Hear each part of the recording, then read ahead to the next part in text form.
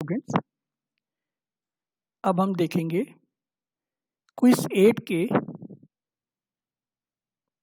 का आंसर क्या हो सकता है। यहाँ पर भी 10 क्वेश्चन दिए गए हैं। इस 10 क्वेश्चन में हर एक के साथ 4-4 ऑप्शन हैं और हमें एक ऑप्शन को सेलेक्ट करना है।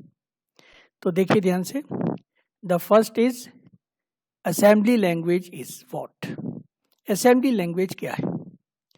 Assembly language is nothing but middle level language. ठीक है ना, it is a middle level language. एक लो लेवल लैंग्वेज होती है जिसको मशीन लैंग्वेज बोलेंगे। हाई लैंग्वेज तो आपकी सी है, C++ है, तो this is high level language.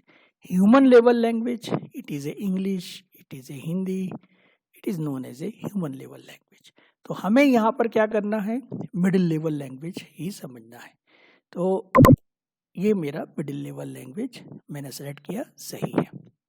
Now compiled language is what. लेकिन हमें पता करना है कि कंपाइल्ड लैंग्वेज इन तीनों में से, चारों में से कौन सी है। तो कंपाइल्ड लैंग्वेज मतलब आपका प्रोग्राम टू प्रोग्राम कंपाइल होता है। सी लैंग्वेज तो होनी चाहिए क्योंकि हम लोग सी लैंग्वेज में ट्रांसलेटर क्या यूज कर रहे हैं, कंपाइलर यूज कर रहे हैं। तो ये बनी कंपाइल्ड लैंग्वेज। C++ में भी कंपाइल्ड लैंग्वेज ही कहेंगे क्योंकि इसमें भी कंपाइलर की जरूरत पड़ती है। जावा लैंग्वेज एक ऐसी लैंग्वेज है जिसमें 2 ट्रांसलेटर की जरूरत पड़ता है, एक तो इंटरप्रेटर और दूसरा है कंपाइलर। तो कंपाइलर तो इन तीनों में ही जरूरत पड़ता है, तो ऑल ऑफ द अबव ही सही होगा। ठीक है, तो मैंने इसको ही सेलेक्ट करना है। Now data oriented programming language.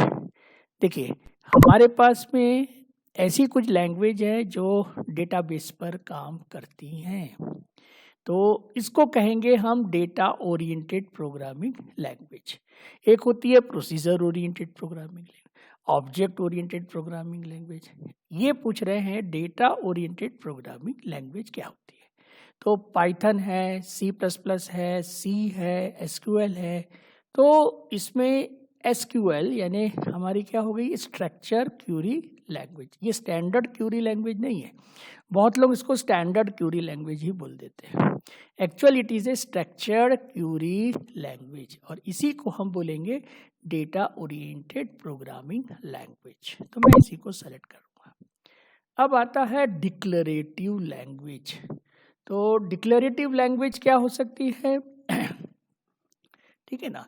तो ये हमें पता है कि इंपरेटिव लैंग्वेज भी होती है, डिक्रिएटिव लैंग्वेज भी होती है, फंक्शनल लैंग्वेज भी होता है। ठीक है, तो it is known as a your declarative language. तो डिक्लेरेटिव लैंग्वेज का मतलब क्या हो सकता है, जिसपे डिक्लेरेशन होते होंगे। कंप्यूटर प्रोग्रामिंग लैंग्वेज में नॉर्मली क्या है कि बहुत सारे टाइप के पैराडिग्म्स होते हैं। तो जो स्ट्रक्चर्ड डिक्लेरेटिव मतलब डिक्लेयर करने के लिए हमें स्ट्रक्चर की जरूरत पड़ती है, तो that is known as a declarative statement. और डिक्लेरेटिव यानी कि डायरेक्टली वो आपके इंफॉर्मेशन में काम कर सकते हैं।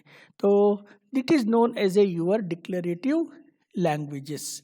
तो डिक्लेरेटिव लैंग्वेजेस हमारे पास क्या होंगी, इसके अंदर में HTML तो हाइपर टेक्स्ट मार्केबल लैंग्वेज हो गई।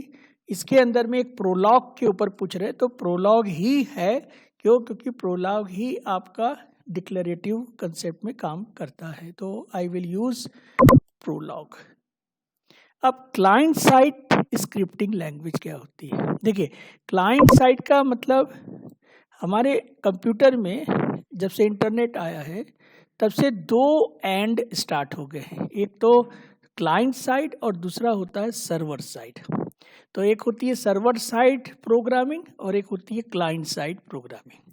तो क्लाइंट साइड जो होती है वो स्क्रिप्टिंग लैंग्वेज पर होती है। ठीक है, तो स्क्रिप्टिंग लैंग्वेज में इन 4 ऑप्शन में जावा स्क्रिप्ट हमें दिख ही रहा है, तो हम जावा स्क्रिप्ट को ही सेलेक्ट करते हैं। तो it is a your client side scripting language.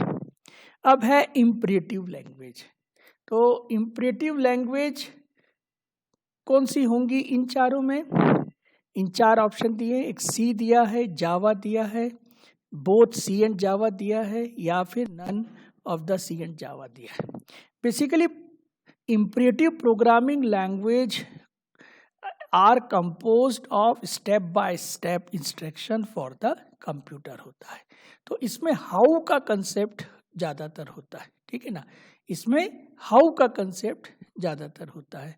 तो it is a basically your both Java and C, ठीक है ना, both C and Java known as a imperative languages. Now, not multi-paradigms languages are there. बहुत सारी ऐसी languages होती हैं जो एक से ज़्यादा पैराडिम्स में काम करती हैं, जैसे C++ है जो प्रोसीजर में भी करती है, ऑब्जेक्ट में भी करती है, जेनेरिक में भी करती है। तो ये बहुत सारे multi programming multi paradigms language की बात होती है, ठीक है। इसमें से एक ऐसी लैंग्वेज है जो कि बेसिकली मल्टी पैराडिम्स नहीं है। तो HTML जो है यहाँ पर मल्टी पैराडिम्स नहीं है, तो इसी को हम सेलेक्ट करेंगे। नाउ फंक्शनल प्रोग्रामिंग, ठीक है।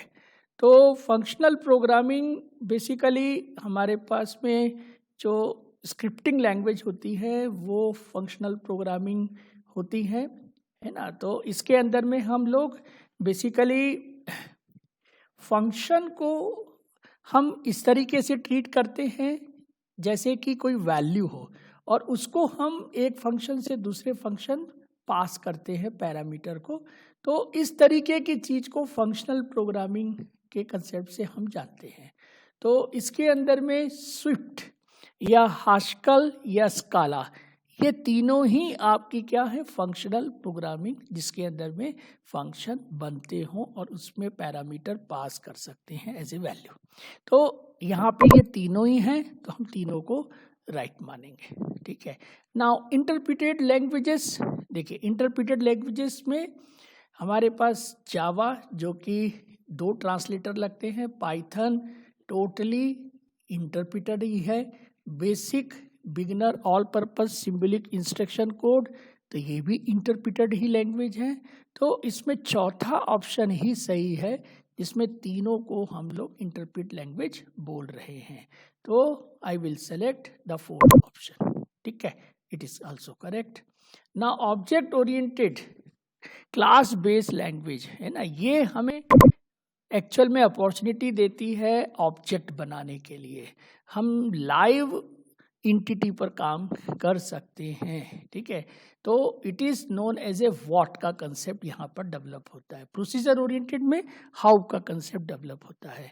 तो let here C++ object oriented, लेकिन प्रोसीजर का भी काम होता है। तो यहाँ प्योर ऑब्जेक्ट ओरिएंटेड की बात नहीं हो रही है।